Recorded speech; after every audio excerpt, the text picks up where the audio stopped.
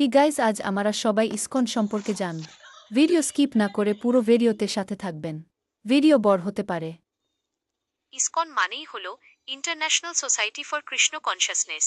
আচার্য Abhaycharanaravinda Bhaktivedanta Swami Prabhupada 1970 এর দশকে এই আন্দোলনের ভিত্তি স্থাপন করেন। তাদের মূল দর্শন হল ভক্তিযোগ বা ঈশ্বরের প্রতি ভক্তি। বাংলাদেশে ইসকনের কাজ মূলত কীর্তন, ভাগবত পাঠ এবং নিরামিষ ভোজনের প্রসাদ বিতরণের মধ্য দিয়ে। হিন্দু ধর্মাবলম্বীদের জন্য এটি কেবল একটি ধর্মীয় সংগঠন নয়, বরং তাদের আত্মিক শান্তি পাওয়ার একটি অন্যতম আশ্রয়স্থল। প্রশ্ন ওঠে, বাংলাদেশের হিন্দুরা কেন ইসকনের প্রতি এত আগ্রহী? প্রথমত, সনাতন ধর্মের চর্চায় ইসকন একটি সুশৃঙ্খল পরিবেশ তৈরি করেছে।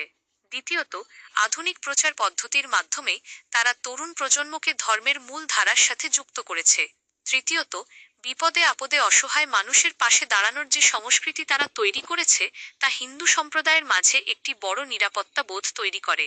কিন্তু বর্তমানে বাংলাদেশ সরকার বা রাষ্ট্রযন্ত্র ইসকনকে একটি উগ্রবাদী সংগঠন হিসেবে দেখছে, যেখানে প্রায়শই হিংসা বা অস্থিরতার অভিযোগ তোলা হয়। এই প্রেক্ষাপটেই চিন্ময় প্রভুর প্রসঙ্গটি তীব্রভাবে সামনে আসছে। সোশ্যাল মিডিয়ায় আজ বড় প্রশ্ন উঠছে যে, যেখানে বড় বড় অপরাধীরা 24 ঘন্টার মধ্যে জামিন পেয়ে যাচ্ছে, সেই জায়গায় কেন একজন নিরপরাধ ব্যক্তিকে জামিন দেওয়া হচ্ছে না?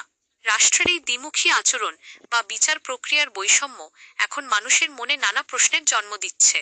পরিশেষে বলা যায়, বিচার বিভাগ ও রাষ্ট্রের প্রতিটি পদক্ষেপে স্বচ্ছতা থাকা জরুরি। ধর্ম বা ব্যক্তি যিনিই হন, আইনের শাসন যেন সবার জন্য সমান হয়, সেটাই কাম্য।